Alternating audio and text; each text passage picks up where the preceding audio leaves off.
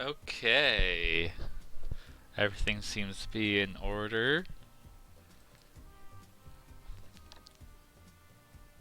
And we shall play. Do you want to hear some awesome voice effects, or would you rather make them up as you go? Sure, voices. Just one. Oh, Prank Master. What's that about?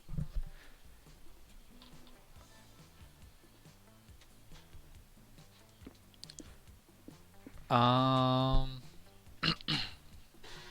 the narrative take the scene required. Deep conversations are impossible to fail. Extra attempts at deep. I mean, we'll just do normal so I can test it out.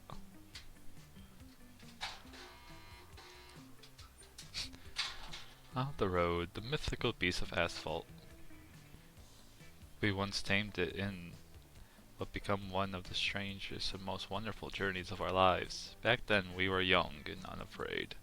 Summer was coming to the end when Polly and Scott planned a road trip. The whole thing was bound to go off the rails. This was the prank masters, after all. Scott Howell, 21, the werewolf halfling who compensated for his rather small brain with a stupidly huge heart. And Polly Geist, 22, a party ghost with an insatiable hunger for all the wrong things. Each of them were by themselves an agent of chaos, but together they were the perfect combo for hijinks to ensure. Who in their right mind would have agreed to join them in such a trip? Okay.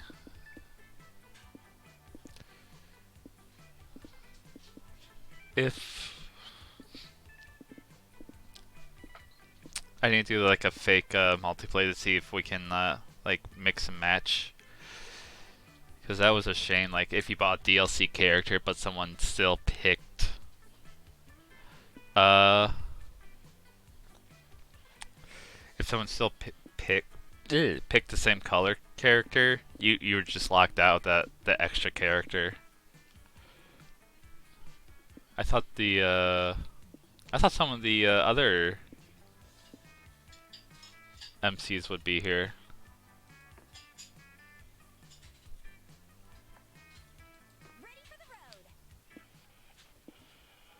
Oh.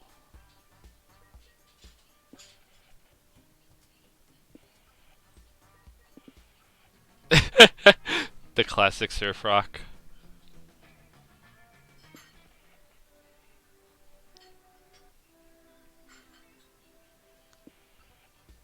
We'll do the rave for now. Was the road trip a dangerous idea? Yes. Was it poorly planned? Yes. Did we do it anyway? Fuck yes. For in the end, we were young and unafraid. We're ready to start.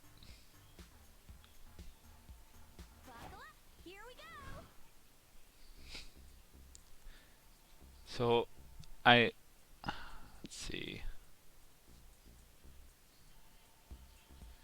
So what? From my understanding, it's like a weird mixture of Oregon Trail and like those weird Mario Party games where you're in the car.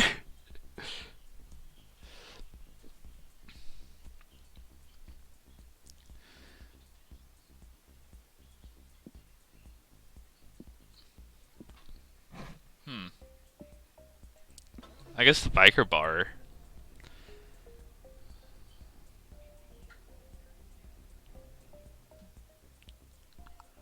Breaking bottles, clinking shot glasses, revving motors, and the crash of the window. Some dude just got thrown out. Such are the docile melodies of a bona fide biker bar. This is your chance to embrace your inner badass. What would you do? Polly, I have a question. What's this? It's okay, Scott. Oh, apparently. Let me explain. All of us will share 6 essential resources, and we need to manage them wisely to keep this trip afloat. So we need to be careful because the choices we make during the trip can affect these resources. And if one of them depletes completely, we can kiss this road trip goodbye. Okay, so it is like any resource. I get it. Our goal is to avoid running out of resource and keep the road trip going forever. No, no. The goal is to reach one of the 6 destinations every road trip leads to. I have the travel guide that explains how each destination requires us to hoard a different resource. Oh. You can check the set guide whenever you want. Click the destination tab on the right or press E on the keyboard. Can I do that now? Oh. Oh, so we just have to get to 25 in a single resource. Then you'll find the requirements to reach your destination and win the game. Enough explanation there is your voice inside our heads. We need to keep our resources far above 0 and hoard enough of one resource to reach a destination. Let's go. Oh.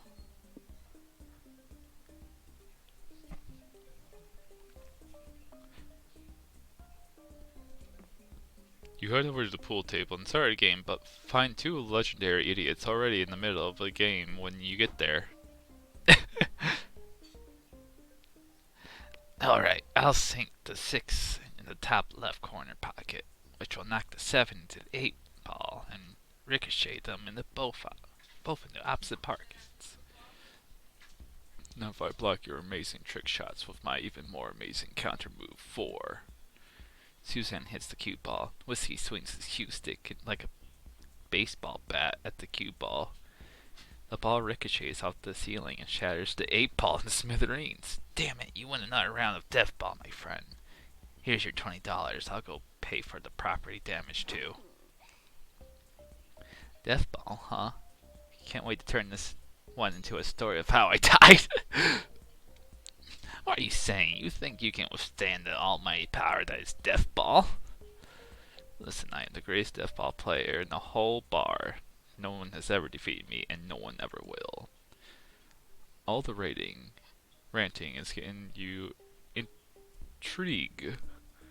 You politely ask Whiskey how exactly Death Ball is played. You dare challenge me to a Death Ball at my own table? No. Nutty? Did someone say we have a new Death Ball challenger? Yup. Vicky over here thinks she got this big brass 8 ball between her legs. I accept your challenge, weakling. You challenged no one, nor do you know how this game is even played. But this is your life now, you guess. How will you beat an all-time Death Ball champion?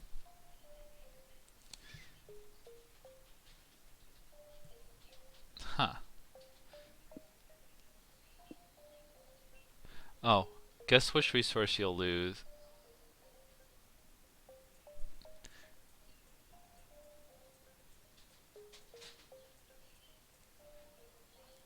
Oh. Oh. So the guessing will always make me lose money? I mean, lose a resource, but I will always gain money? Weird.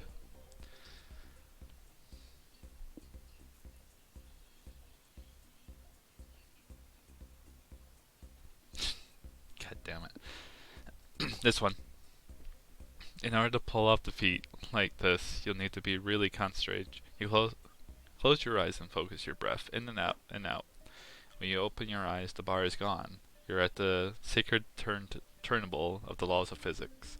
Here the lords of time-space preside over a constant hearing of regular people pleading to break the laws of physics. The Ruskoth Empire has devastated my people for centuries. The current defiant begs, if I could just part the Tusker Sea, we can escape them. The lords decreed. Normal and noble, your intentions are pure, but your circumstances are not extreme enough to permit breaking the laws of physics. Next, the bailiff drags Normal away. You step up and and say, do you like to break the laws to fix it to win a game of billiards and look cool in front of your friends? The pursuit of coolness is indeed a noble task, says one lord. Yes, the billiards is known to be one of the coolest games ever created, says another. I'm in. Are you guys fucking serious? Says Third Snaps. Normal can't save his people, but we're gonna allow physics to break for a fancy billiard trick shot? Well, maybe we would have voted to acquit Nerval if we had a fancy billiard trick start to back up his argument. In a 4-3 vote, the Lords vote to let you break the laws of physics to look cool in front of your friends. Wizzy B's the systems champ. You return to reality imbued with your new power. You hit the cue ball, and it falls an impossible predetermined path. It hits all the balls, including Whiskey's. Ouch! No, not my balls. It's my secret weak spot. Did Vicky just beat Whiskey? Yep. Whiskey forks over the +2 money, and you were apparently betting with the betting with the hand he's not using to hold his aching ball. Okay. He lost -2 mine from bending time space though. A new day, a new adventure.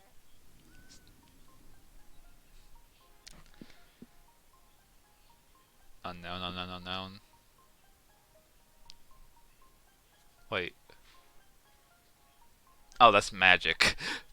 Okay, it's like the car runs on magic.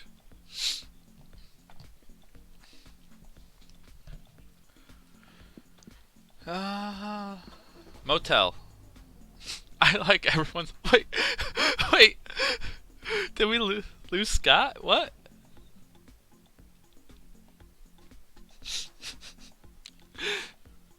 Where did where do you stay when you're too cheap for a real hotel, but too fussy for a regular motel? Here, apparently. Hey, this place is full of class, charm, and poise. Three things you've always lacked. Which means tonight is the perfect night to cosplay as a rich fancy person. What do you do? Oh, wait. Make event happen. Randomness. And it seems they aren't so random after all. Like these different signs apparently refer to different exchange events. Yeah, I kind of learned that last time.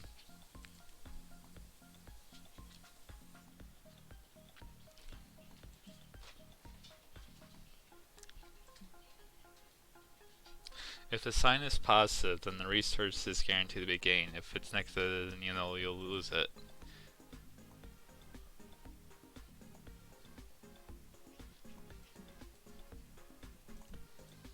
Yeah. Oh, they're all like that.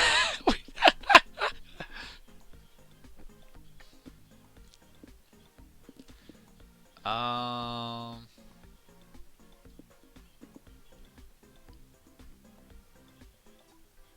This prank call, I guess. When in doubt, prank it out. You tell your friends you plan the prank call the front desk. Nice. What's the prank here, Vicky? We could call in a fake. Oh God. You spend the next 20 minutes explaining to your friends why that fake friend is not a fun idea. Now that you put it like that, I can see why calling in a fake bomb threat may not be fun. It really makes me reconsider the last 4 fake bomb threats we called in the last month. I got this. Let's call in the front desk pretending to be the town mayor, then tell all motels must now provide complimentary rare steaks to all guests. Okay, you guess it's still better than it's still better bring than a fake bomb threat. So to the phone. Front desk speaking. You're the mayor, you say? Well, that's weird because I'm actually speaking face to face with the mayor right now. Oops! Did you tell them about the rare steaks yet? Wait, you say you have. Wait, you say you have the mayor on the phone? Asked the real mayor. That's fascinating. Put me on the line. Oh, that should be good. Greetings, me. Using a big politician brain, I've duplicated that cheerer version of myself calling from the future. Sure. Wonderful. You must be calling to advise me on what on if I should take the hefty bribe fancy motels offered me to demolish the public park to build a golf course. They offered me a lot of money, and I do like money, but I suspect their plan is a bit unethical. So future me, based on your inside future knowledge, should I take the deal? Take the deal. In the future, you'll get very obsessed with launching your own shampoo brand. I'm sorry to say this, but the shampoo trumps all ethics. Don't do it. In the future, scientists have discovered karma is real, and we need sweet karma points if we want to fulfill our dreams of reincarnating into robo dinosaurs. I mean, I don't know what's going to happen. So this one. That just seems like the cooler option. A week later, the mayor sends a letter to your car. No idea how he managed to get to address a letter to your car or why they knew that would work, but just roll with it. Dear me, I wanted to thank you for amazing advice the other day. The bribe money Fancy Mattel's was offered would have been nice, but it turns out they're really evil. Not only were they underpaying their employees and sacrificing 5 random guests to an eldritch motel god every Sunday, but I learned that they weren't even disposing of the bodies afterwards in an eco-friendly way. The horror. It's a good thing I didn't get tangled up in that. But we got so many karma points towards being reincarnated as a robo dinosaur. I've been working hard racking up more karma. I even helped an old lady get into a taxi this morning. She was so senile, she said she didn't even want to get in a taxi, silly old bird.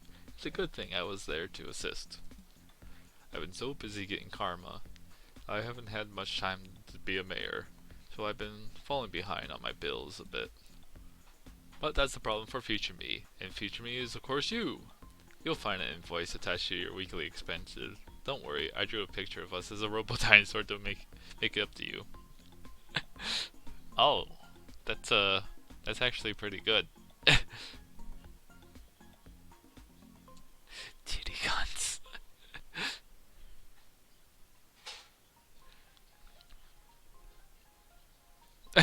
Would be rad. Would distract myself because too rad. That means love the mayor and dinosaur. You gain +2 soul for a whole. Oh. No! Buckle up. Here we go. Should took. Alright. Wait, what is. Oh, that's stamina.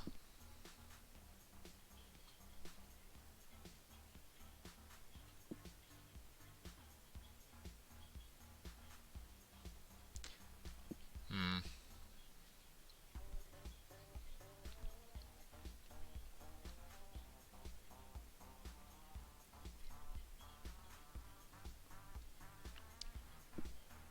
Oh no, it seems like I need soul now.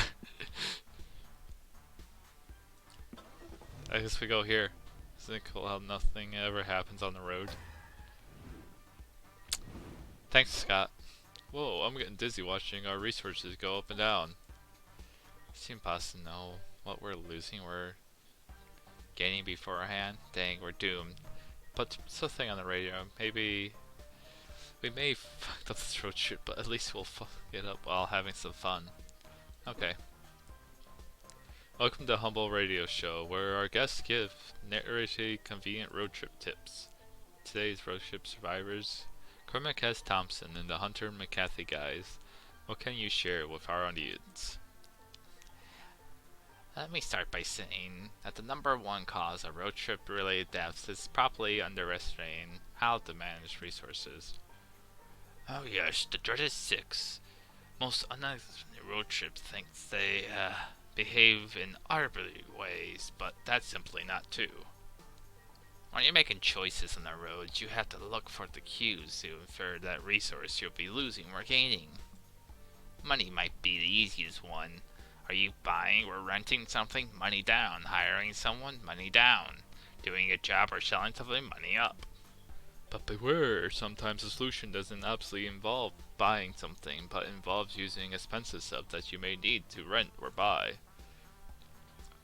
What about magic? Mysterious substances that fuels our car? Magic is tricky because sometimes you'll need to use it for spells, summoning, and curses. But that will mean lowering your magic and risking an empty fuel tank. And getting magic up can be quite hard. You can find a gas station, or maybe you need to resort to performing sacrifices, or coddling with strange, powerful entities. You know, classic road trip stuff. Our time is up, fellas. Let's discuss this other resources in the future episodes of everyone's favorite radio show, Convenient Expositions. Applause. Oh, that's superly convenient, Scott. Did you take notes? Nope. Well, I hope Vicky did at least. Otherwise, we're truly fucked. And not in a good way. Welcome to the Animal Sanctuary. It even has a petting zoo. There are dogs, cats, goats, bunny, alpacas, ducklings. Yes. It warms your heart to see so many animals being loved and cared for. Wait, does that one have a knife?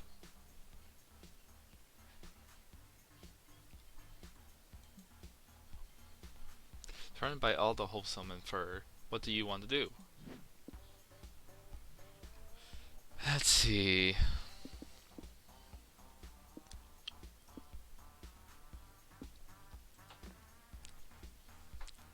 You're checking the place out, booping snoots with all sorts of cute criticals, when you run into a familiar witch. Hello there. What brings you all to the petting zoo and animal sanctuary? We want to pet the cute animals. The place is so cool. I agree. I love volunteering here. It's a great place to meet some animals and maybe even adopt a critter in need. Feel free to pet all the animals you like. We've got puppies, kitties, ducklings, alpacas. What about geese? They look cool. No, I don't recommend that. Never trust a goose. Faith goes back to working her shift, and you get to work petting some animals. You go to the bunny pen. It's Joko Rabbit's soft ear. One rabbit puts his nose in your pocket. Aww. Hold on.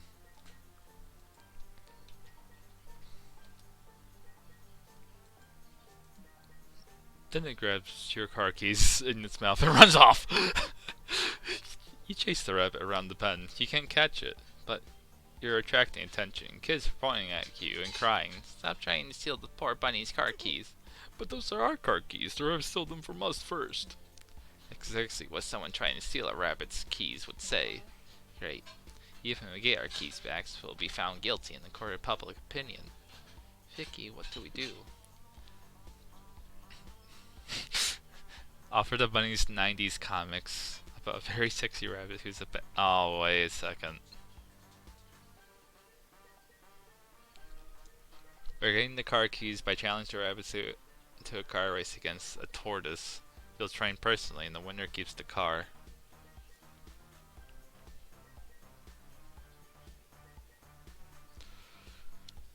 Um,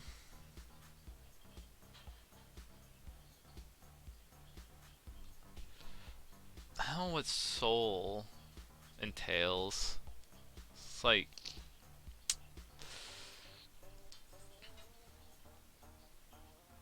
let's go with this one because I think this one will lose money.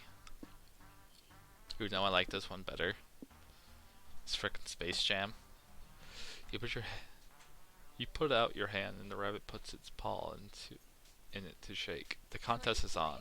Good plan, Vicky. The rabbit accepted because it's obviously assumed it's faster than the tortoise. But we're evening the playing field by doing the race in cars, which neither a rabbit or tortoise can drive.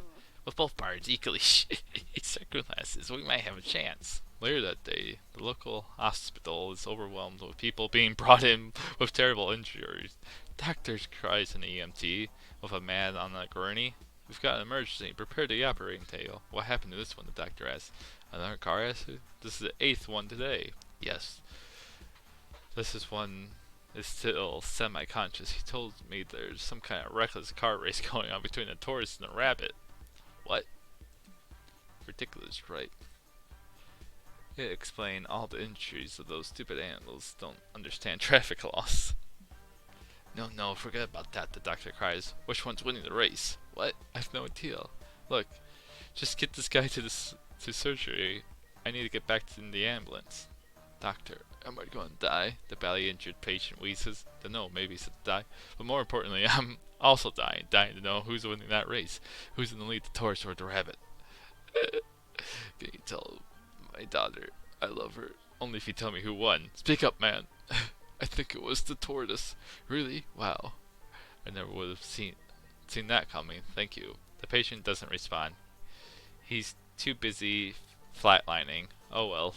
You lost to magic with all the gas lost in the car race. But you win back your car keys and gained hype. I've got a good feeling about this.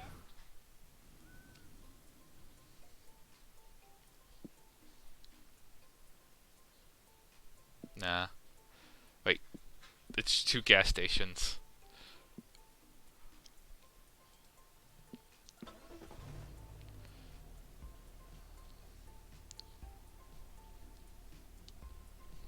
Is the Space Prince gonna be here? You pull into what you think is a gas station, but honestly this could be a space station for all you know. Seriously, this place is high-tech as hell. Do they even service regular vehicles? Well, only wanting to find out. What do you do?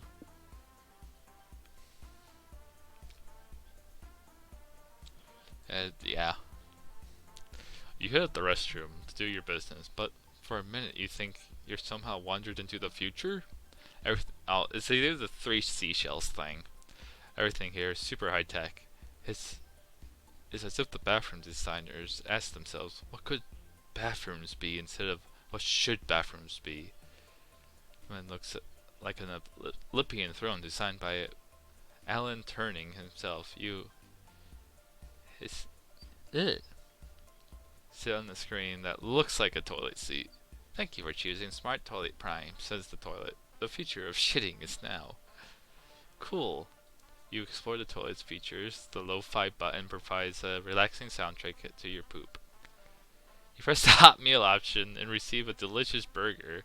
You choose not to wonder where the toilet stores these burgers. This is all quite amazing. Totally worth signing a toilet terms of use statement and having your personal data gathered by the toilet from your butt to the internet. It's a bummer when as a result, you're shown a targeted ad for hemorrhoid cream, but you still rate the toilet 5 stars on Welp when promoted. Finally, you pinch it off and ready to leave, but only then you realize your grave mistake. The stall has no toilet paper. You definitely search the toilet for a budget bottom, but no such luck. There are other buttons that might help though. Which should you pick? Total cleanse, because the all caps is a good sign from a smart toilet. Mega premium happy ass forever magical time. Okay.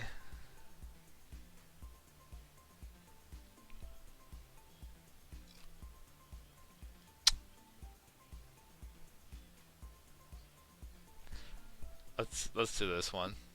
If that is what mine seems like, if you're doing eldritch things, hype if you're doing like reckless things. Maybe this will increase my soul? Yeah, there's not a horny thing on here this time.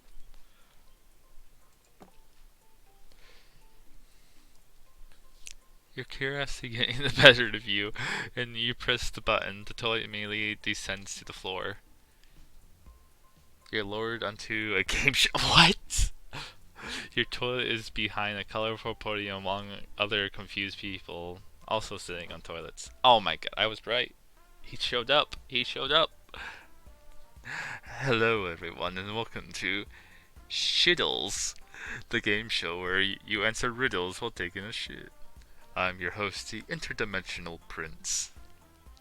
Contestant number 1 is Tanner Schmidt, a construction worker hailing all the way from a porta potty in Utah.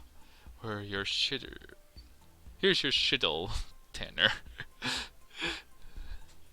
Today is 4 days before 2 days after Wednesday. What day comes 2 days before the day which comes 3 days after yesterday?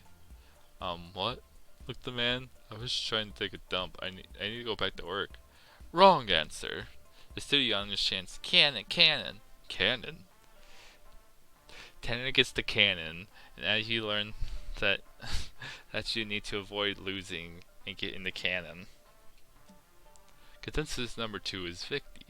An old friend of mine. Answer your shittle correctly or face the cannon's wrath. What is my real name? Is it not the interim bitch? You'll take a shot in the dark and say, Archibald Van Holten III. You really think I could pull up with the name Archibald? I'll take it. I would also accept my actual name as your one true love. For your prize, you could take the free roll of toilet paper, or you could see what's behind door number 2. Your curiosity tempts you, but you really do need to wipe your ass and get going. You take the toilet paper. Then, that defaults the number 2 prize to our last contestant, Laura Holowitz, an insurance broker who was taking a dump in her in-laws' beach house. Congratulations, Laura. Your prize is a lifetime supply of rabid weasels. Enjoy! You ascend back into your stall to the sound of J-pop and LARPing, begging the weasels for mercies.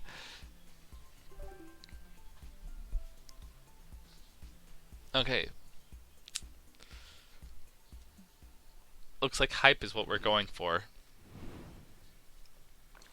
So many places to go. Finally a place to rest. Even his spectral booty needs to do some sitting after so much shaking. God says there are several rest stops like this one. You should be able to reach one, like, once a week after visiting 4 locations or so. That sounds good. Let's go chill on those benches, Scott. As your friends leave, you realize you don't want to rest because you're utterly addicted to making choices all the time. And this rest stop is no different. You quickly assess the many, 5 things you can check out around here, but beware. With the expectation of the car, each choice can only accumulate 1 player. As first come, first serve. Now go and see what the different spots do.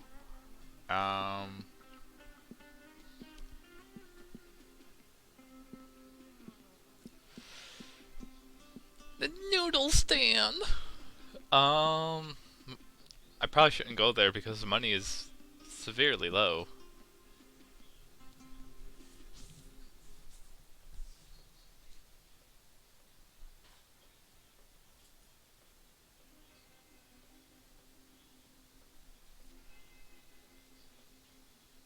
I'm curious what the bus stop is. Later that night. Time to snack, time to slack. This is the bus stop.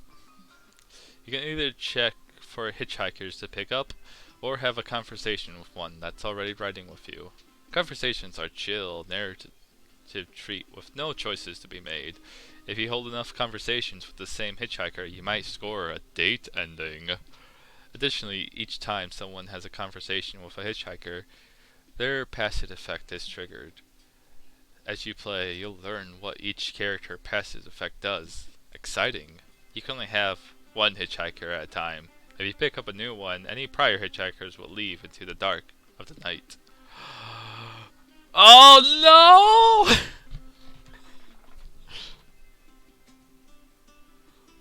Oh, the Valerie!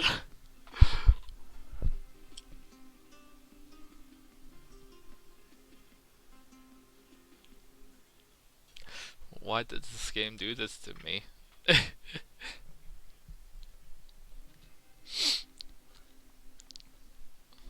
Oh, what? For one week, every turn you'll gain +1 of a random resource, and you'll lose another random resource.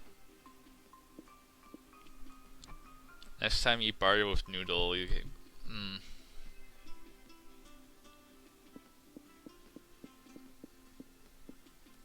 Why does the Her shoes change when you hover over her.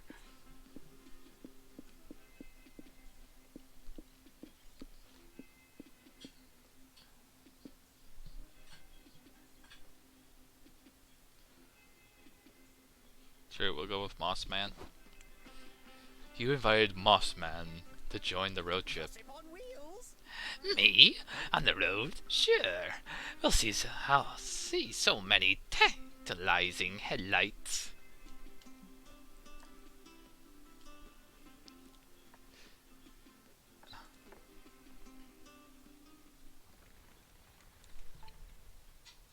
Okay.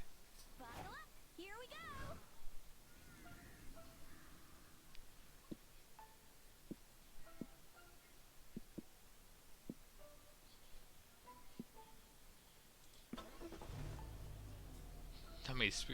Okay, this one's called Mandor and Cardor.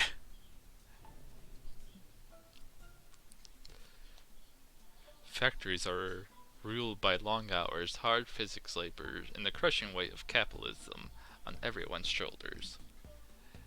It's obviously the perfect place for you to have fun and cause a little chaos. There are rows upon rows of conveyor belts staffed by workers assembling something. How do you participate? Huh? Wait a sec. This is a new sign. Yeah, according to the travel guide, the sign means a... Excuse me. They work like exchange events. We always lose and gain equal amounts of resources, and we have to guess which resources were tied to each option. The main difference is the amount of resources that are affected, but each option differ by a bit, some, I've never seen you swear. That's how the travel guide phrase it. Dang. So, this foul-mouthed travel guide basically says that we can choose to play it safe or go bonkers. You already know what Mama would choose, Vicky. But this one's up to you, boo. Go for it.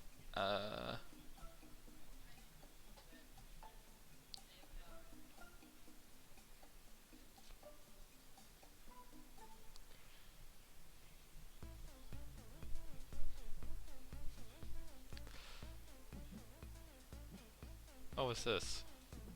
Oh.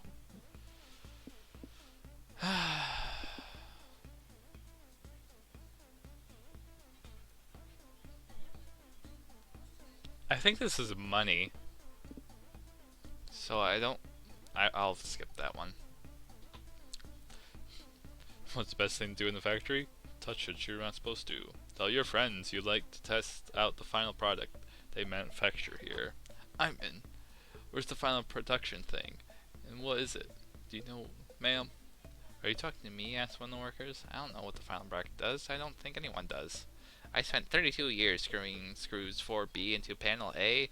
I'm not paid to know what the hell it's for. Well, do you at least know where we should go to find the final product? I've heard some of the retirees speak of a magical fairway sector where the assembly line comes to an end.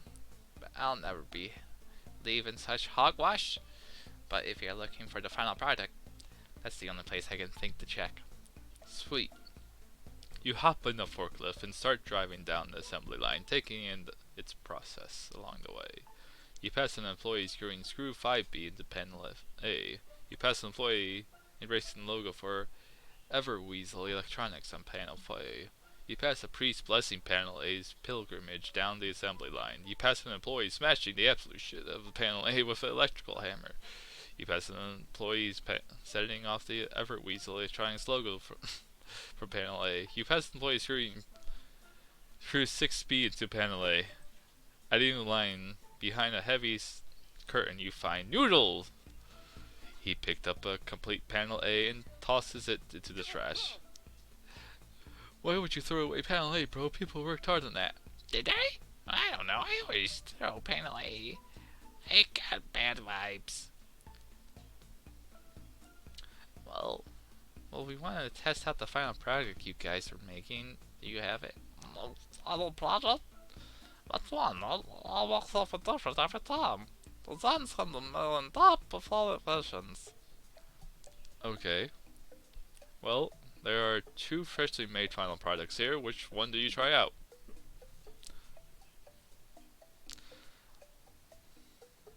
The washing car machine. A huge and different contraption that burns a lot of fuel to produce a tiny fortune.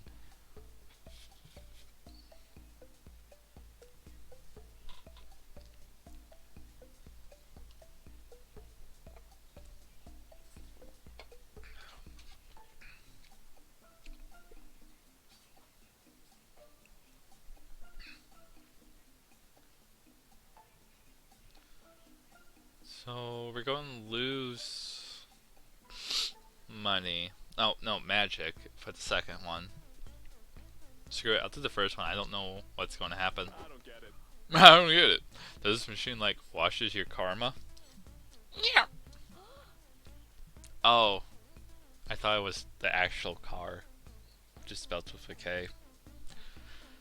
What does that even mean though? Karma is lost and gained. It doesn't get washed. Karma doesn't get dirty, does it? Well, of course it does. But this machine will wash those especially high-falling impurities away from your treasure soul.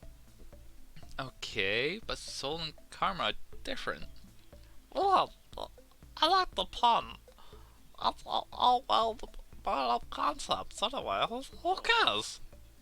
What do you mean? Are you saying souls and karma are real?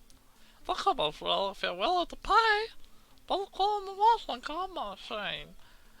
And I believe karma is the water of our soul. Or whatever we want. Who gives a shit? But why would I pay for something that I know is a scam? Well, for the same reason people devote themselves to priests and gurus and abstract entities. Both deceptions for beautiful purposes and then craving the universe. Oh, I lost money anyways. Yeah, okay, gotta use it. Here's money. Well, thanks. I'm on the remove vessels from the clothing machine now. Noodles does some weird dance and makes some noises. He doesn't even turn on the car machine. What is going on? After a few minutes, he gives back your cleansed souls. You actually do feel like you gain +2 soul for real or placebo. Who knows? Who cares? The road awaits.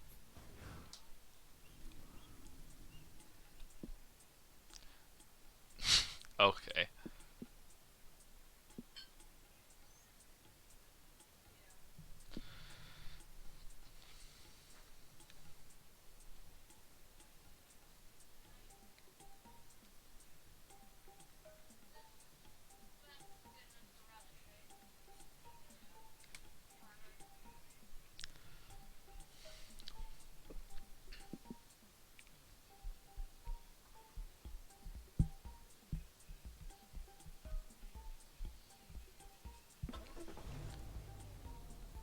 What if something random happens right now? Look what time it is. Put the radio on.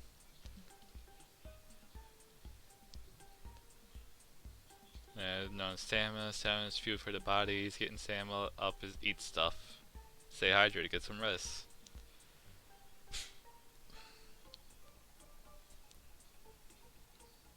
Exercise in your head. Oh, okay.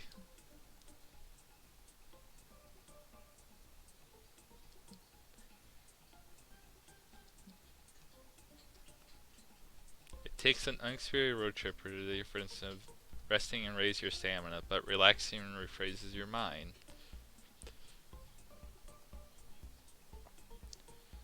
Road madness.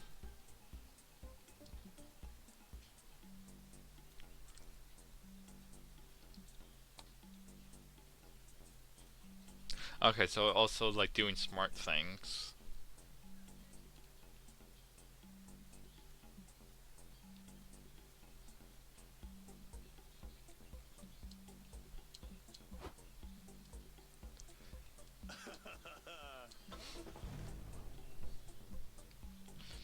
You, Polly, and Scott grab some popcorn and head out to your seats to watch the circus. On your way there, the ringleader runs up to you. Hey, he whispers, I suddenly lost some of my performers in a super-related accident. I desperately need you to need an act to recover for them. Then I thought to myself, if I randomly checked with the audience, I may bump into someone. See. Duh. Of his man is quite questionable, but you were born to embrace the nonsense, so you tell him you are circus performers. Fantastic. What sort of act can you do? Crusty juggler.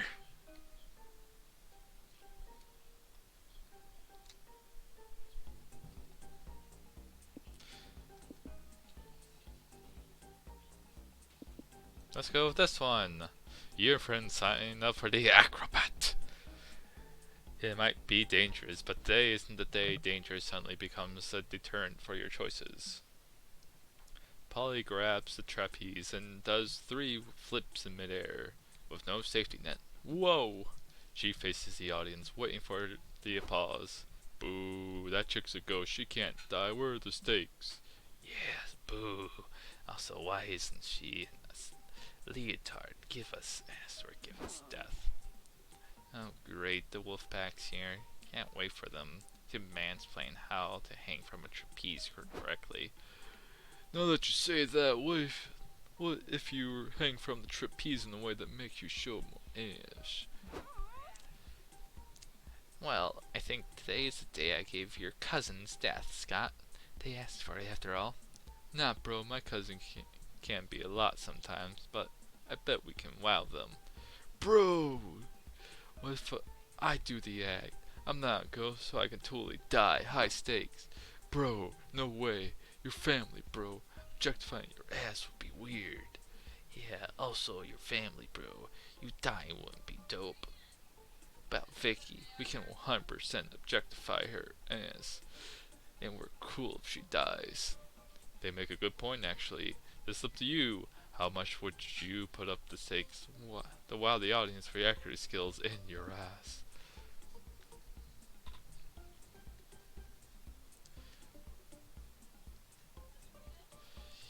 You're not reckless enough to do it. No net, but what about using a net made of very itchy materials? You'll all be very itchy. No net, no hands. No net, no trapeze. You'll just jump. we'll go middle of the road. Yes, time to go for the wow factor. You leap the gap into the trapeze with your legs. Now that's what I'm talking about. You got some dope thighs, bro. Thanks, but you're not done yet. It's time to kick things off a notch by grabbing the trapeze with your tongue. I like it. Next tongue trick, Mama's feeling a little addicted. Tongue acrobat is a bold move, especially considering Scott was holding that trapeze up a second ago. Who knows where my hand's been? You're getting tired, but you still got your grand finale to do. Time for the ultimate sexy trapeze maneuver. OMG, Vicky grabbed the trapeze with her cheeks. Yeah, that's the only thing that's better than death-defying stunts. Death-defying stunts with butts. Especially a tone butt like Vicky. What frick is this one going on about? Just look at those. Yes, for ass. And you got some ass. No complaints from here, bros. The act. Oh, yep, stamina. Oh. So, wait, so that's still 2. So if I did 3. I should have did 3 then.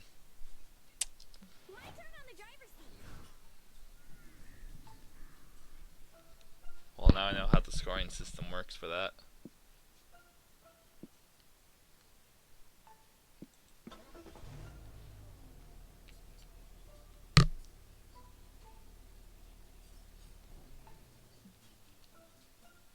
Ah, stars. Monsterkind has been fascinated by them for as long as society has been alive. There's nothing like staring at the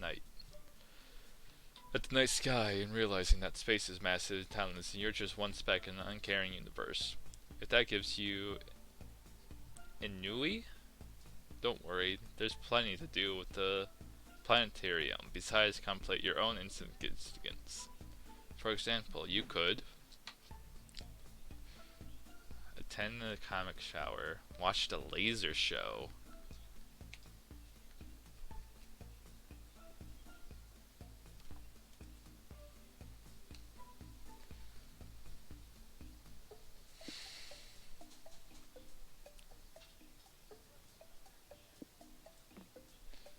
You, Scott, and Polly are sitting in the seats waiting for the laser show to start, when suddenly a man appears before you in a cloud of magic and cheap rum smell. Hey, bro.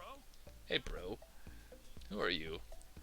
I like this weird unsettling stains all over your wizard robes. Hey, kids, said the stranger. I'm Joe the Laser, the wizard who runs the laser show. Oh, cool, I remember you.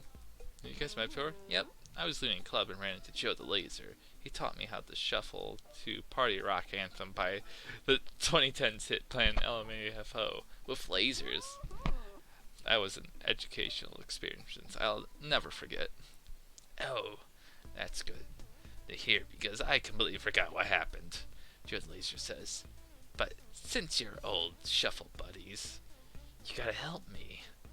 I'm worried my laser show routine is getting old. Laser shows aren't really hip anymore.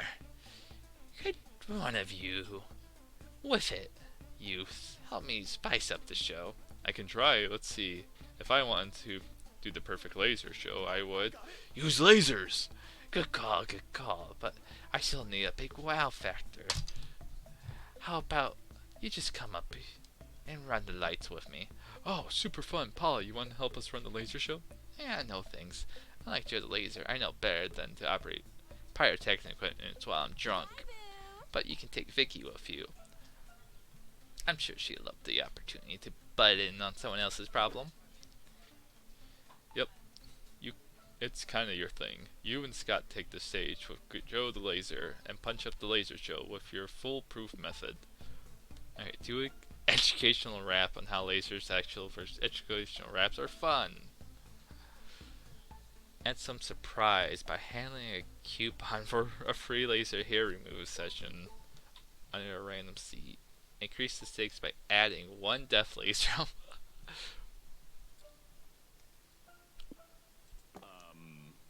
I don't know, death sounds bad, but lasers are fun, so do they cancel each other out? They do now, says Joe the Laser. Life is the only fun for those who take risks, except for whoever dies tonight, because that's a risk. But fuck 'em. Do it. Okay, sound good to me, let's fire the lasers. 10 minutes later, someone's cell phone woman cries, my husband is bleeding out. Whoa, Joe the Laser wasn't killing, that one is effective. Death ray. Why are you all just standing around? The woman screams. Someone call an ambulance now. Lady, it's called a death ray for a reason. The whole point that it kills you immediately. It's okay, Sharon. The husband coughs, gently stroking his wife cheek. Truthfully, it was a very cool laser show, wasn't it? Oh, Edward, Sharon sighs. Wait.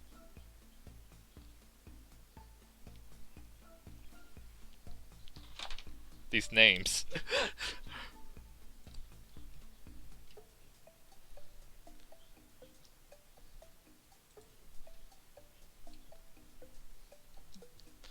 Don't call the ambulance. I don't want to interrupt the dope laser show.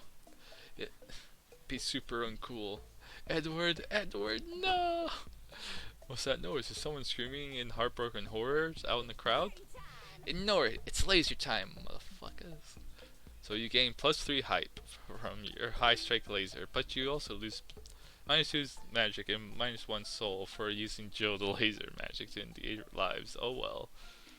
Yay.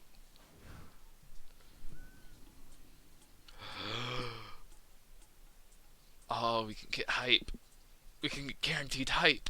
Let's do it. Oh.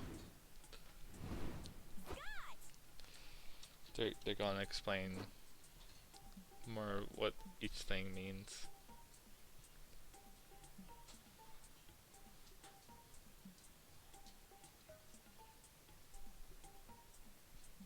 Mundane solutions. Okay.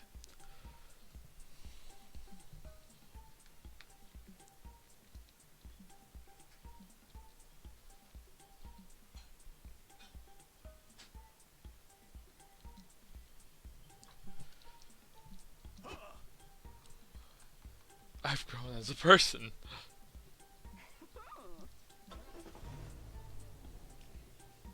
Yeah. You're surrounded by pets of the highest degree, here to prove that they are the best of the domesticated animal kingdom. But if you got a pretty good boy of your own who's ready to compete. Scott could win this thing, easy peasy. It might be his first and only chance to actually outsmart his competition. The only question that remains is, what category do you want to enter him in? The talents? The obstacle course? Looks. Of course we're like, hype is like what we're going for now. So let's go. Well, if it isn't a bear, it is a bear who's here. She is here, the bear. You enter Scott into the pet contest. He's very excited about this. This will be fun. I need to transform first. Polly, still got that picture of the full moon? Oh, I got a full moon up alright. Peek these cheeks. Polly moons you all with her bare butt. Oh, that really worked. I was just messing around. The magic rules of this world makes no sense. Wolf Scott is ready to dominate competition. Who will Wolf Scott need to eat? I don't think eating the other competitors is part of the deal, buddy. According to these flyers, there are actually several different obstacles courses we can choose to compete in. These obstacle courses will endanger your pet's muscles and agility. Wolf Scott may have muscle. Along with wits, grits, charisma, Berkeley expertise, an ironclad morale code, a full understanding of life and death. Are those other muscles? Never mind. Dang, that's a lot. It's going to be a lot. It's going to be at least one obstacle course here that we can win. If not at least one that will be entertaining to lose. Vicky, which obstacle course should we enter? Wait. What? Oh, okay, so this is going to be what I lose. The trolley course. Your pet will be thrown into impossible morale conundrums. So I guess that'll be our soul. The social climbing course. Overcome social abuse. Be accepted in high society. The permit course. Be ready to get stressed from jumping through. So that'll be... Yeah, let's go trolley course.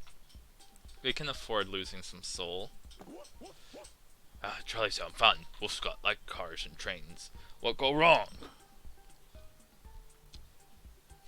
Smash cut to 3 screaming in pure stress while a trolley bears down the track towards several defenseless people. What do, Polly? Pull lever? Shit, I don't know. There's no easy answer. That's why this is a moral conundrum. You could change courses and hit one guy, saving 5 people, but constantly killing one. Or do you do nothing and let 5 people die to your own inactions? Scott, do you believe in inaction equals culpability? Do you believe saving 5 lives is worth sparing one? Choose something, Scott. Kill 1 guy or kill 5 guys. Wolf Scott not so good with numbers. 5 is more than 1, right? Afterwards, Scott backs his normal self. You are all reflecting your choices after losing -2 soul from the manslaughter. That was rough, but trolley problems are still exciting and its own adrenaline pumping stress including way. So at least we got +2 hype. I guess. But bro, ethics are hard. How are the other pets doing? He checks the opposite course and see an orange cat is competing next and raiding the trolley and chooses to run over the 5 people. The cat reverses the trolley to go back and hit the remaining 1 person. Cats, am I right? Let's get recharged.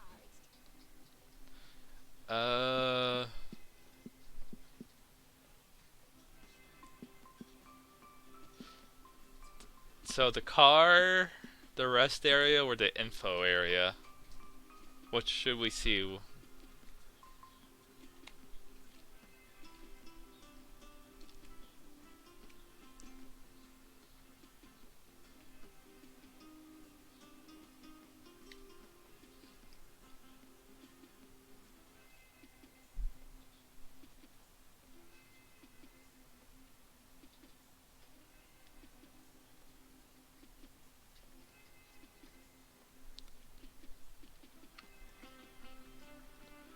rest area.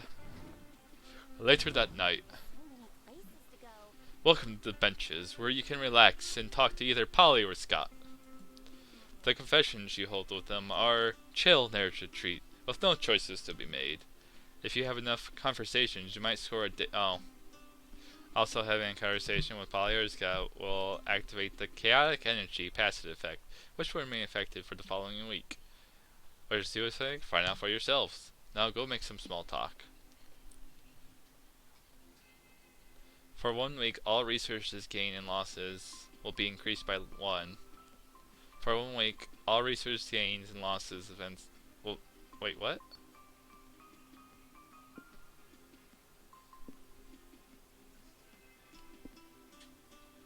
That's the same thing.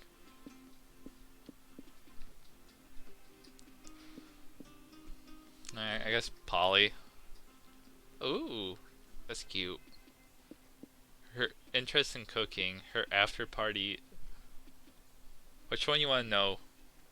Which one?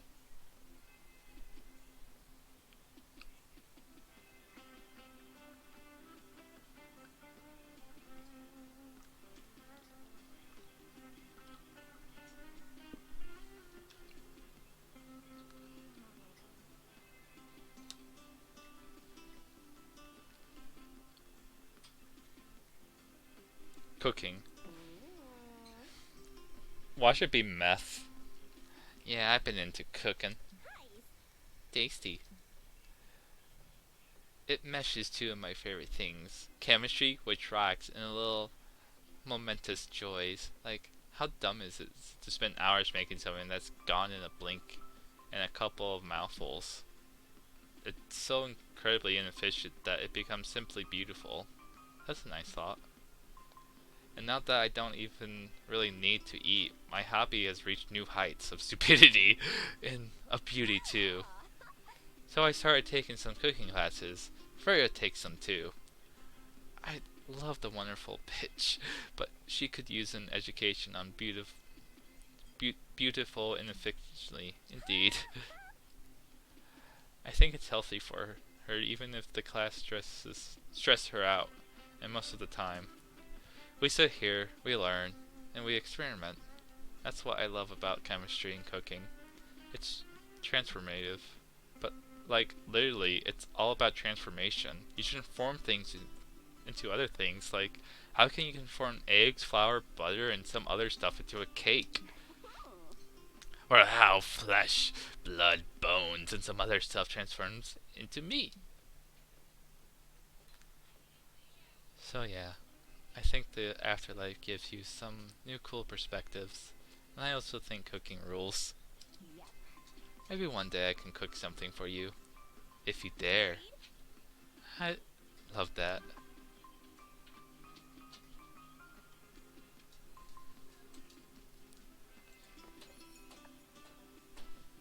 Yeah!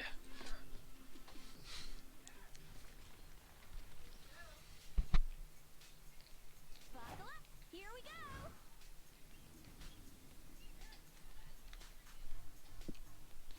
A city under attack!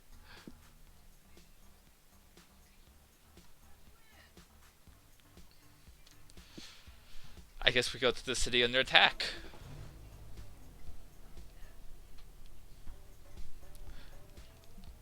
We only need one more hype. And then we just have to make sure we don't lose resources after that. Burning buildings, screaming people, and eardrum shattering wars. Scott, run. There are no questions about it. A kaiju is attacking the city. I'm not sure why you decided to visit a city you obviously experienced a deadly event. But then again, I don't know why I even expected logic from you anymore. Nevertheless, you now need to protect yourself from death by giant reptile. What do you do? Evacuate the city, accept your... Wait, what's this? Progress through 3 stages by always picking options tied to high resources. Ooh. I don't know. Fighting the kaiju sounds like it would be hype. So let's fight the kaiju. One convenient scene translates later. You suddenly in City Hall debating on how to fight the kaiju. I've gathered the city's greatest minds in these random tours for some reason to discuss solutions, says the mayor. What can we do? Let's use bombs, the military general says. We'll flush. We're flush with nukes. The kaiju is just an excuse we need to blow shit up again. I like this guy. I like this whole unhinged vibe. Let's put a pin in that, says the mayor. Scientists, do you have an idea? Where does this kaiju come from? Well, says the scientist, it's possible that all the untreated radioactive waste in the water supply mutated a lizard into a giant killing machine. Damn, if that isn't the consequence of my own actions, sighs the mayor. Just tell me how to kill the damn thing. Kill the kaiju, guessed the scientist. Why would you want to do that? Kaijus are awesome. Oh, you know what would work? Fighting fire with fire. Let's sink another kaiju on the first one to kill it. Won't that cause undue harm to citizens? The mayor sighs. Does anyone here have any ideas that won't kill thousands of innocents? Have you tried offering the kaiju a free pizza if it promises not to stomp on anyone? Okay, looks like the kaiju versus kaiju thing is our best bet. Where are we going to find another kaiju that's sick on the first one? Hey, for some reason you know exactly where. You just need to. Oh! Call Hypervon, the hungry hippo of Hyper Hope. Bring the skyscraper to life so the buildings can get their revenge after decades of the kaiju's tyranny.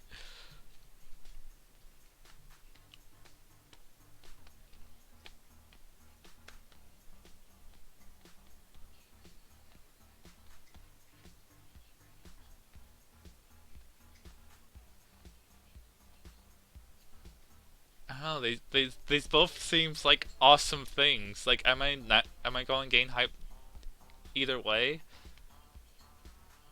But that means, if I'm going to get hype from both of these, what am I losing? What's the difference in loss then?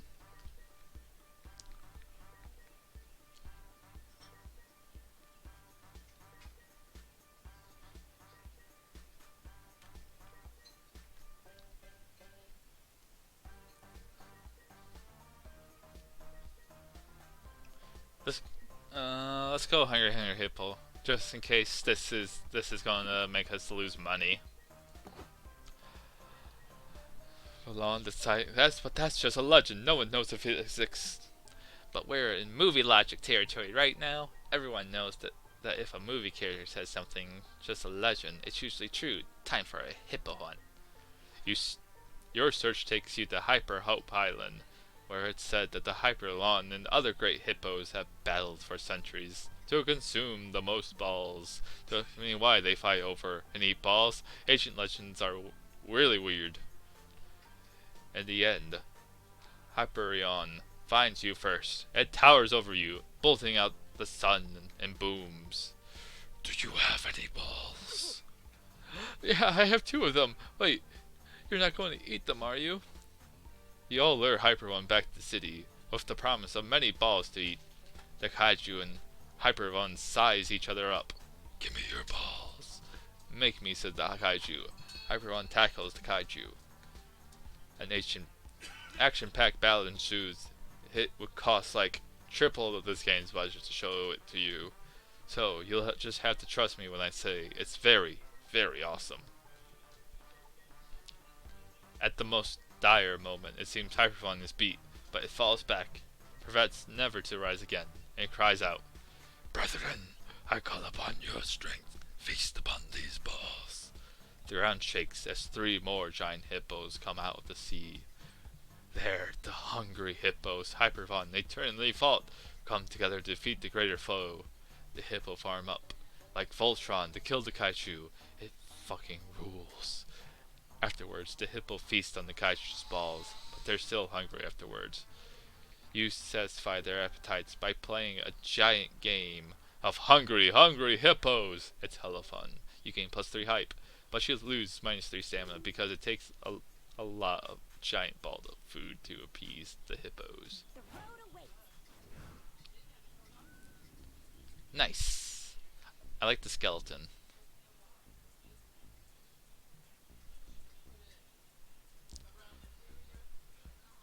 Um. So. Oh wait, we need one more hype.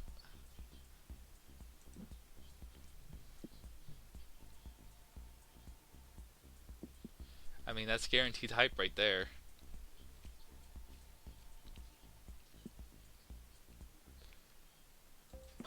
Let's go, guaranteed hype.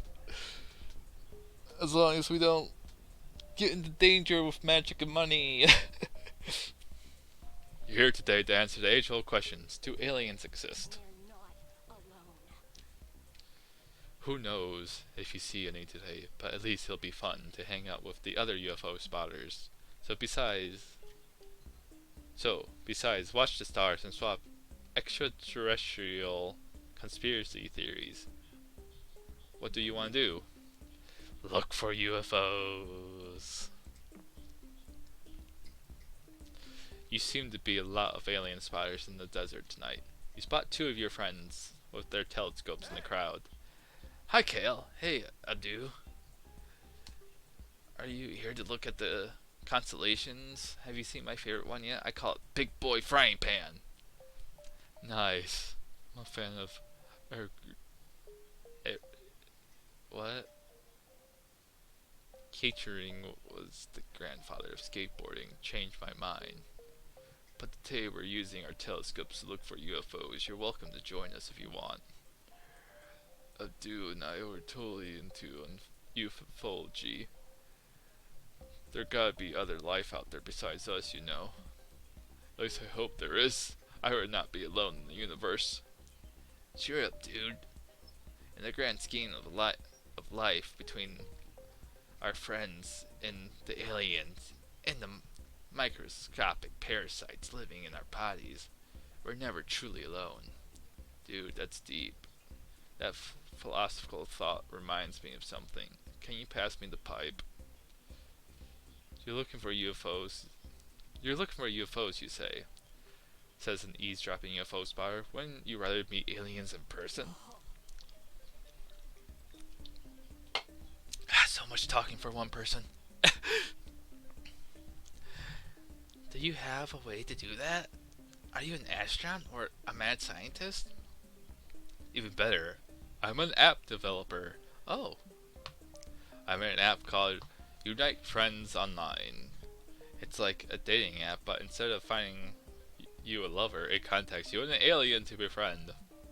Whoa. Are there are there are there are really aliens in this app that we can talk to? Not yet, but there will be. No aliens can resist my app. Sleek graphic design and genius user interface for long. That's cool. I want to meet an alien on the app. Polly, you're smart. How should we get the aliens to notice us? Well, I'm trying to get a cute, interesting person to notice me on horny dating app. I try to make my profile look as inviting as possible. Usually by using a lot of eggplant emojis and giving my ass the spotlight it deserves. Too bad Earth doesn't have an ass to show off, but there gotta be a way to make his profile more inviting to get an alien interested in a casual invasion. Hack a satellite. It'll be for good reasons to take a pic of the Earth from a high angle, make it look prettier. Upgrade the Platinum Planet profile to unlock. It says you can turn off hostile invasion. Wait. Upgrade to Platinum Planet profile to unlock advanced match preferences. It says here you can turn off hostile invasion matches. So that's money for sure. Let's do hacking because that could be soul or mind. Nice. Take a photo from a high angle with a high photographer. That's the receipt for selfie success. I've heard that in photography you should focus on symmetry too. Gotta make Earth look super symmetrical in our pic. Just make it pretty. Earth's a circle, so it should be symmetrical from every angle. But if we find one that looks most symmetrical angle. Great plan. You use your computer skills to hack into the Hubble telescope and take some beauty shots of the Earth. You lose 3 soul for it, but it's for a good cause. Done. What do you think? Not bad. But if we were going for symmetry, Australia's throwing it off. Could we edit Australia out of the pic? Let me try. I'm a great photo editor. Ta-da! Now the Earth looks pretty. You can get a sneak peek of the moon too. It looks nice. But don't you guys think editing Earth's look on a social profile is kind of dishonest? That's true. Besides, if I were an alien looking to invade Earth, I'd want some warning about Australia. You know, scary animals, big spiders. Maybe we should take some new pictures. This shot is showing too much water anyways. We want the aliens to know that there's Earth on this Earth. This for an angle that shows up the poles. More aliens look for diverse biomes and potential planetary partnerships. Perfect. This photo highlights Earth's best angle while downplaying the rampant humanitarian conflicts. Nice compositions on Antarctica. Earth's cool as fuck here, literally. If I were an alien, I'd invade us. You don't meet any alien, presumably, because they're all flocked to the South Pole, but you still gain 3 height for taking pics with your friends.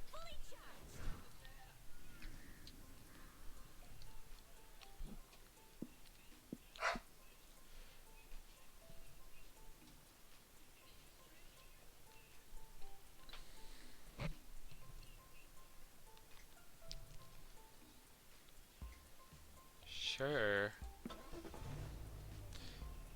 Do you think they'll have anything blue? I like blue.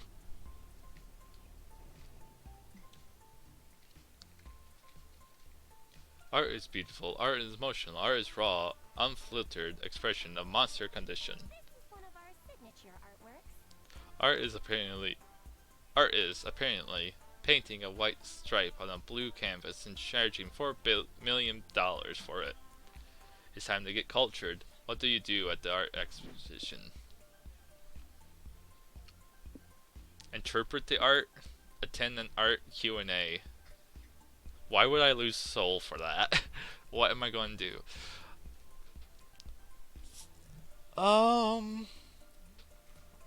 So here's the deal. We're not dangerously low on money, but we're getting close. However, we have some soul to spare. And we can risk losing that and gaining something.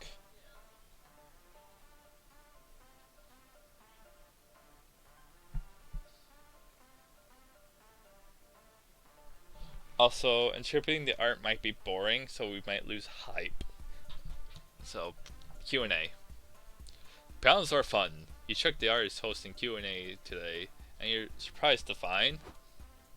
Indeed, it's me, your friend Liam, the aloof vampire. Now, aloof vampire / renowned artist, for my nature as a vampire is forever married to my nature as an artist. Well, you're getting to put in your art in a museum and be annoying in front of the audience? This must be the year of the Liam. Aren't you nervous though? You know, talking in front of a big audience and all that? Are you kidding? I've sharpened my oriental skills and devices for decades. I've mastered everything from lethal alteration to triumphant architecture. Oh frick. I've learned new tricks of non-verbal communication, such as never turning to look at your presentation while you're talking. It makes you look unprepared and childish, not to mention the mercilessness of art critics. They'll stab you tenfold if you dare show them your back and weakness. Anyway, I need to get to the presentation room for sound check. Let's meet up afterwards to get coffee and pass judgments on strangers. Liam dips. You go to grab popcorn before the presentation and meet back with Polly and Scott when you take your seats. They keep looking at each other and giggling suspiciously. Greetings, fellow art aficionados, and thank you for coming to my Q&A. Before we begin, I'd like to give you some background on my piece.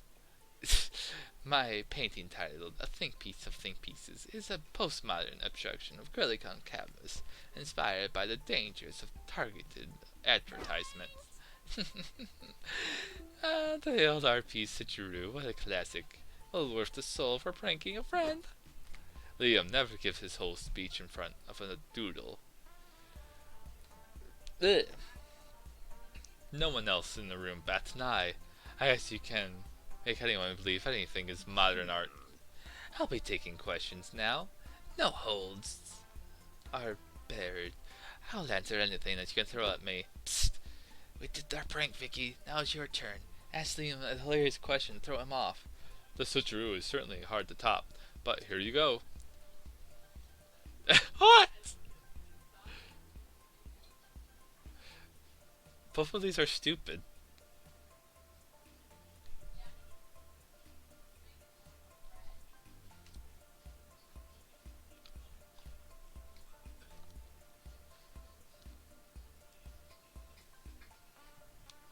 Magic, mind, money. I mean, none of these will give me money.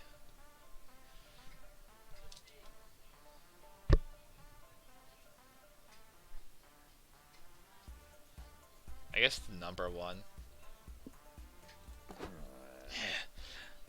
What does? Have a question that's actually relevant to my artwork, like my dispute use of color, unique brushstones, and technique.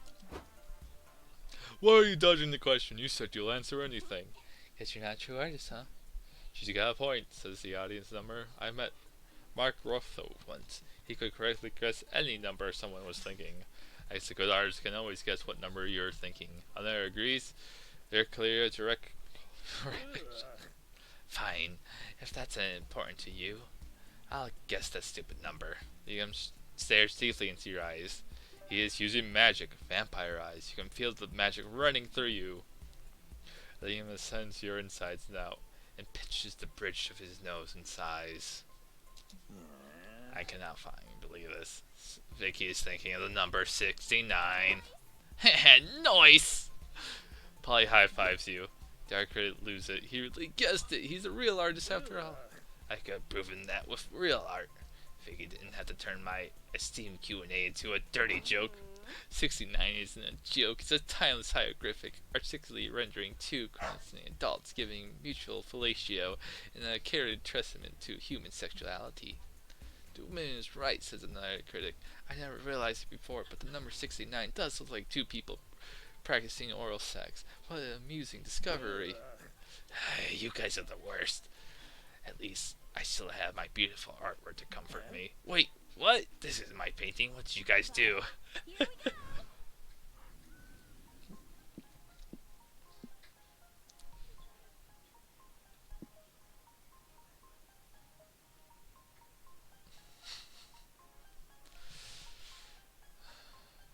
Well, we get more magic, but money. Also cults.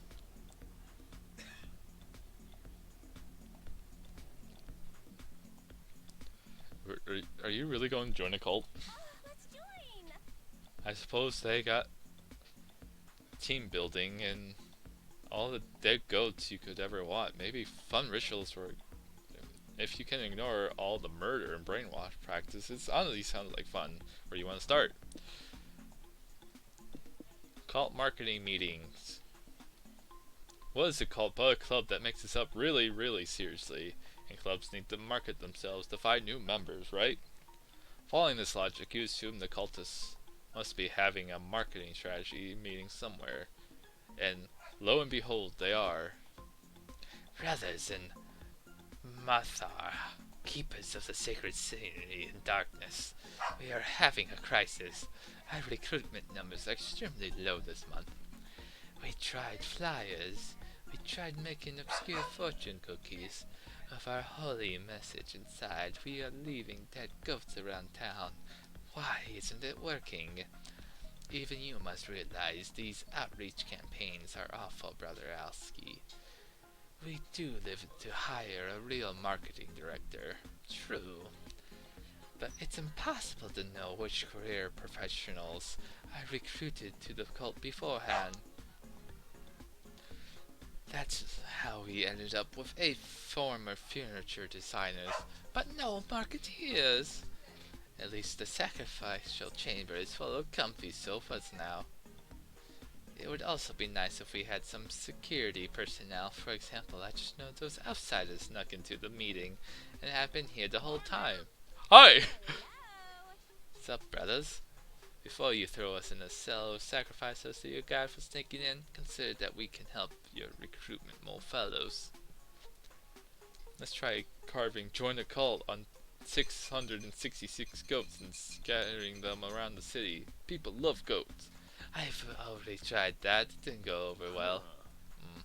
What about 667 goats? Each Shrek got to his squeaking with a squeaking ball. Take the floor. Time to show your brilliant cult marketing strategies. Before a sponsor of annual competition, Secret Santa treatment. You won't get any. You don't get why anyone will watch it, but they do. Half of the time, people join cults and games because they have a cool exclusive tattoos. It's time for your knowledge. I don't know what I'm losing with this one, but let's go. Plan. Great idea. We could even call them Mathrump stamps. That could work. And should be the Mathrump stamps. Look like though. Maybe we could do a tattoo of my mom's name. It's have a lot of emotional meaning. But aren't you all getting the same tattoo? Why would anyone else get a tattoo of your own mom's name? Well, her mom is Martha. It sounds a lot like Marantha. It kind of fits. Wait, your mother names him Martha? So is mine. Did you join the cult because the dean sounds like a lot like your mom's name? Stop. No Martha tattoos. You should make a tattoo that appeals to the masses. The whole point is to increase membership, remember? Let's think. What do people who aren't in cults like? What about an iguana? Reptiles are cool. Ooh, add an example. An iguana playing a funky xylophone would be hella cute. Maybe an iguana playing xylophone under a palm tree. People love the tropics. Done. We'll get Martha stamps. Oh, oops. Can the iguana be named Martha?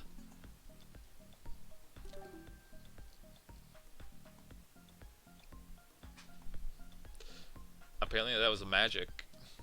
Use giving the cultists their arcane tramp stamps. They pay 3 money for.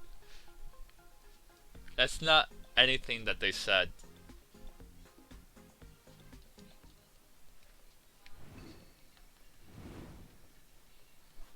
Let's get recharged. Okay, so rather the info board or the car. We don't know what either of these two do. Which one?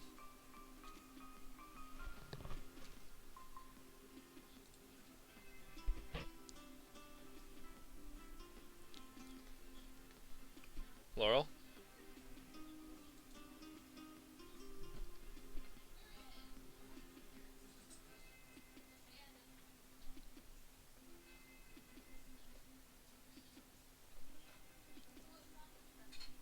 Laurel.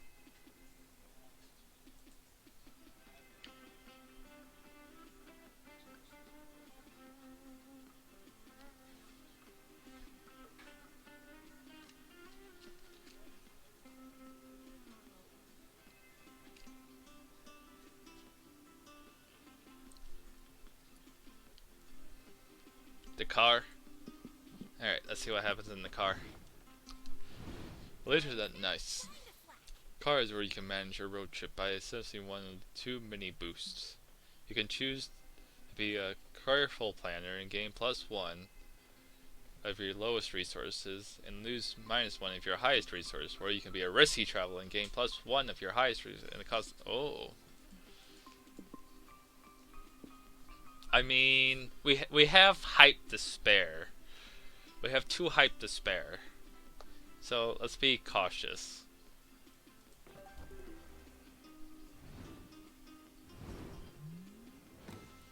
Yay! Knife land! Huh. Hey, no, we just won.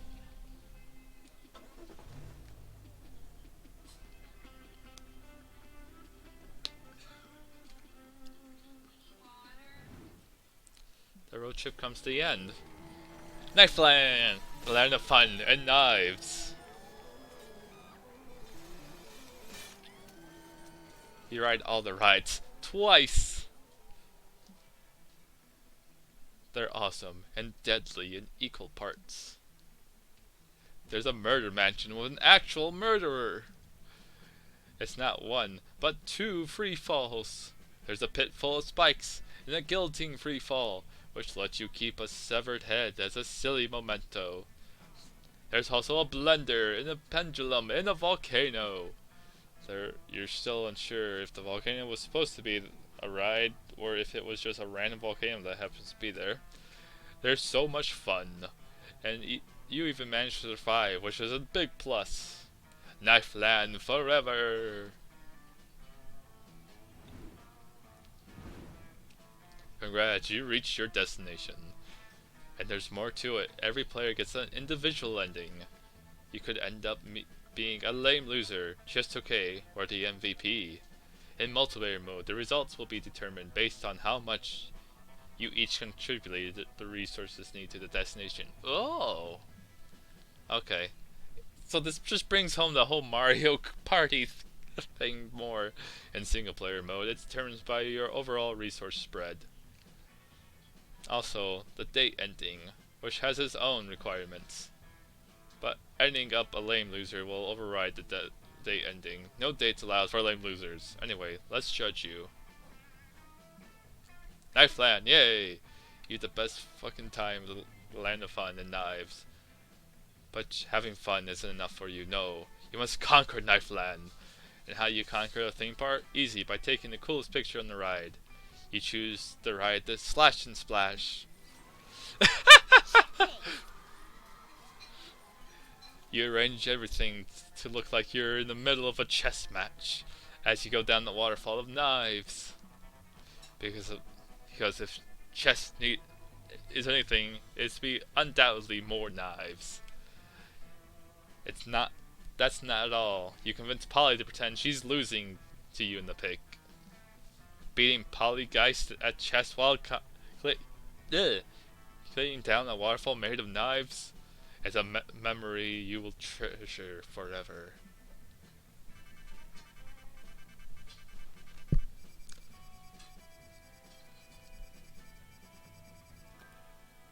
Oh! So there's 3 different destinations for each.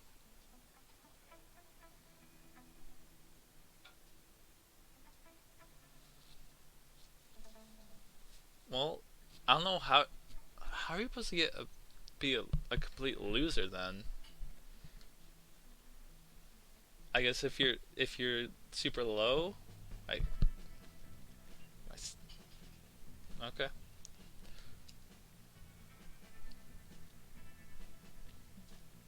And just like that, the road trip comes to an end. It was full to the brain with danger, fun, and utter nonsense. It was everything we could have expected from a trip with Polly and Scott, and then some. We not only survived the whole thing, but we conquered it and came out different people.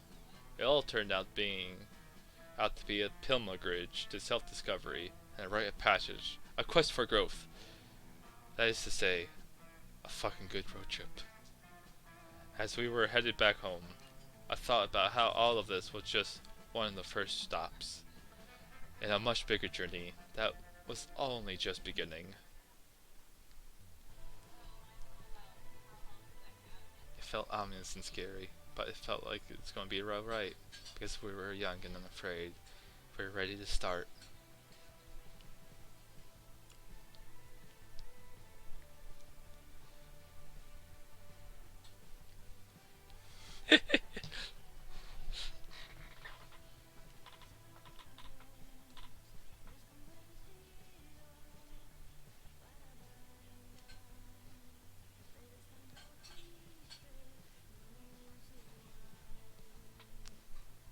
Jesse Cox.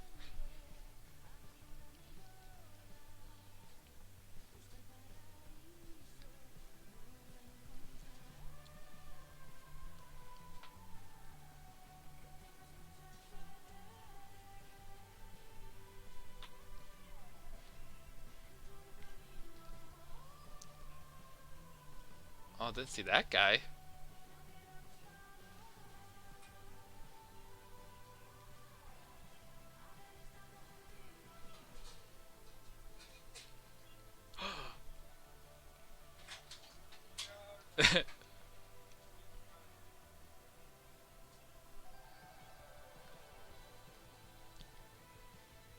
Cute.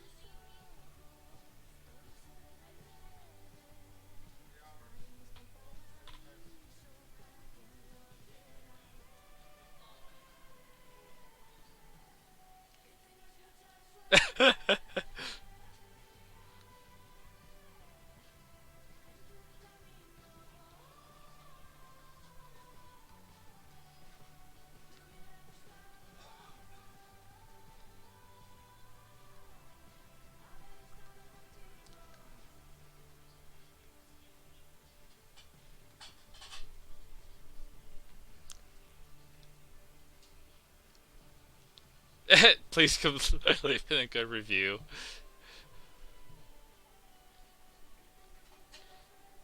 Oh. I love feet. This weird little game.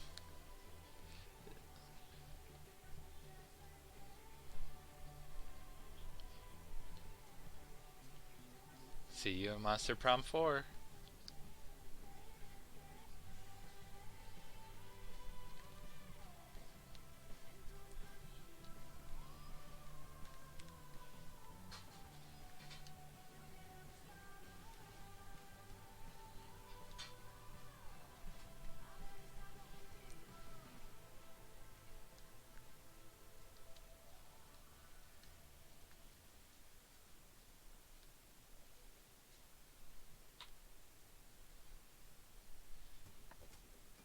Yeah, it was Prank Master mode. Art Gallery, many more features will be available some weeks after the game's released. Okay. I just want to see what Prank Master mode, what it says it is. Add some cutthroat mechanics to indicate who's the MVP.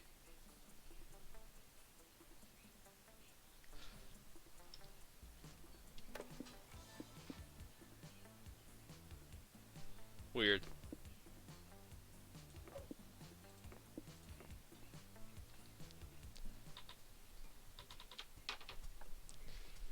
Okay. So that was Monster Road Trip.